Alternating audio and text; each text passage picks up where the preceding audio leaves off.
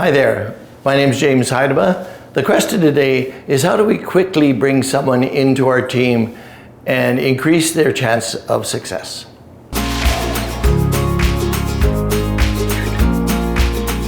So the question is, how do we bring someone quickly onto our team?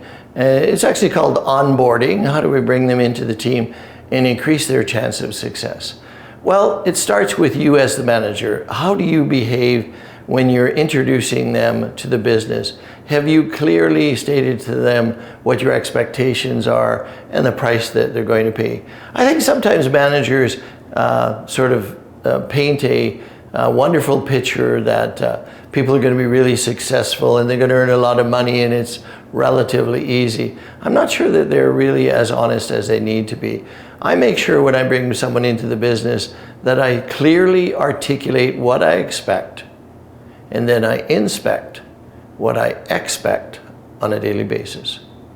So again, let me say that again. I clearly articulate what I expect, and then I inspect what I expect on a daily basis. And for me, the first 45 days of them actually working, 45 work days, if you like, I make sure that they do the things that they need to do that will lead to success. If they choose not to do that in the first 45 days, I will probably walk away from them because they're telling me they're not serious about it. Okay? So to be successful in our business is you need to adopt some systems, processes, and tools. Systems, there's 4 major systems: activity management, sales process, market development, and business management. This is the sort of umbrella. And underneath each one of their systems, there are processes, things that you say and things that you do to add value to that system. And there are some tools. Tools is something you can actually touch, a paper, a document, or whatever that reinforces the process. All right? So let's talk about each one of those and why it's really important that when someone joins your team, that they understand the importance of each one of them and why they have to be attentive to each one of those. Probably the number one reason that people fail in our business is activity management. Most salespeople fail in any business, I would say. I'm taking some risk by saying this, but if they're not active enough, if they're not doing those core activities. What are the core activities in our business? Number 1, find people to speak to. Prospect, prospects, prospect. That's something you should be asking yourself on a daily basis if you're in sales is, where am I going to find prospects today? Not next week, not Thursday, but today. What am I going to do about prospecting to do today? Because that's the main reason why people fail in our business is they run out of prospects. Okay?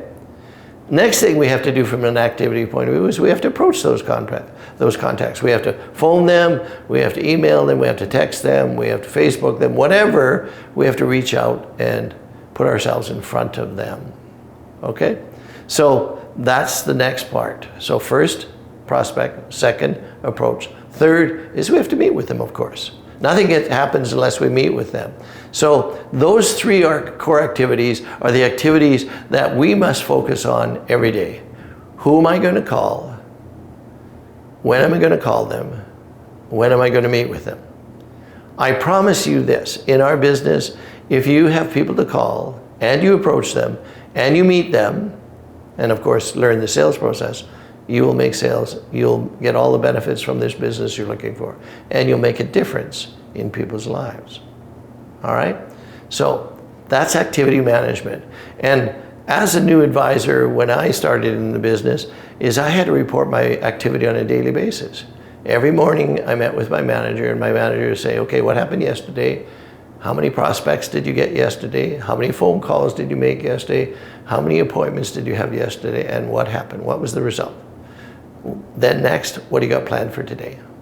And he drilled that into my mind that activity is a key and the cornerstone of our success as sales professionals. All right? So that's activity. That's the first system and probably the most critical. Next is the sales process. Am I taking a sales process out to the customer and are they walking that process with me? Is it customer focused? Is it customer involved? Is it of value to the customer? Does the sales process make a difference in their lives?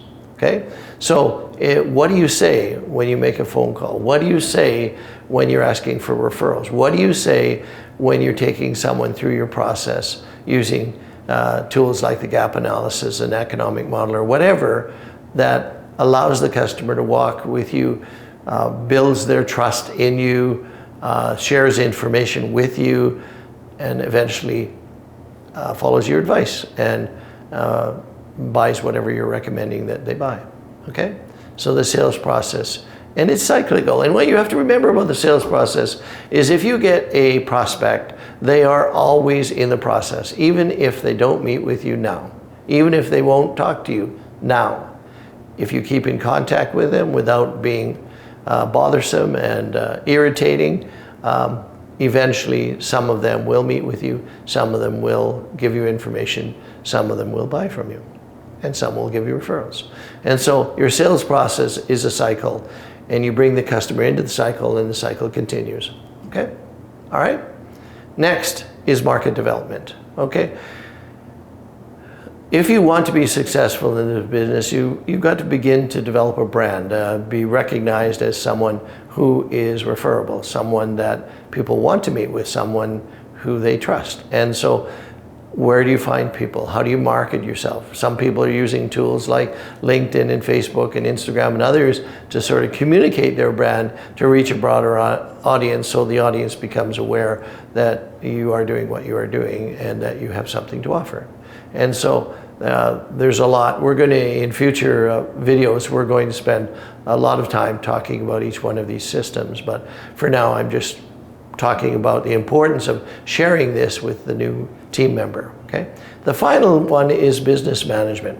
You have to realize that when you come into this business as a financial advisor, an agent, whatever, you're really an entrepreneur. You have a relationship with your company who provides products and services, but you're not an employee. The worst thing you can do as a team member is adopt an employee mentality, that everything has to be offered to you and everything has to be directed towards you. You have to realize that as a business person, as an entrepreneur, you're creating your business. Certainly, you're going to get support from your manager, from your team members, from the company, but you're the one that has to go out and do it.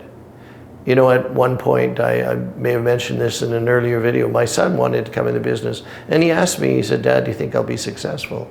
And I said, "Son, you'll be successful because of two things. One is that you believe.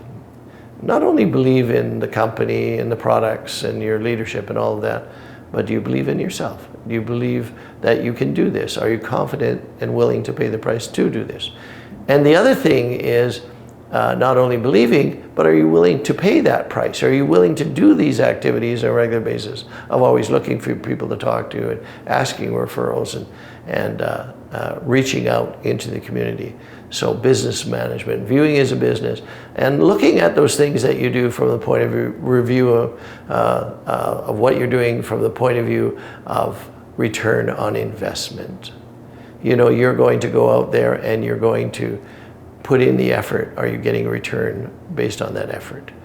If not, then maybe you need to change some things. So those are the four systems that you have to introduce to your team members when they join your team, that they need to focus on activity management, sales process, market development, business management, okay? And under each one of those systems, there's processes. There's scripts you need to learn, there's behaviors you need to adopt, so that your process is everything that you say and everything you do to support those systems. And finally, there's a number of tools like the gap analysis, economic model, and others that support those processes, okay? So this is part 2 of 4 vlogs about building a culture of success. Today we're talking about onboarding. A previous video, we talked about selecting rather than hiring. And the next one we're going to talk about is we're going to talk about the gap analysis. We're going to talk about how you as a manager manage this person as they're beginning to mature in the business, as they're beginning to move from the amateur to the professional. You know, there's a phraseology that I value, that if you want to be paid like a professional, don't act like an amateur. Every professional uses scripts. Every professional uses processes, systems, processes, and tools. And so in our business, we have to learn those things, and we need to apply them in the marketplace. I hope you found value in this. If you like what you've seen, hit the like button, subscribe, share this with others, and I'll see you in part 3 of 4 parts.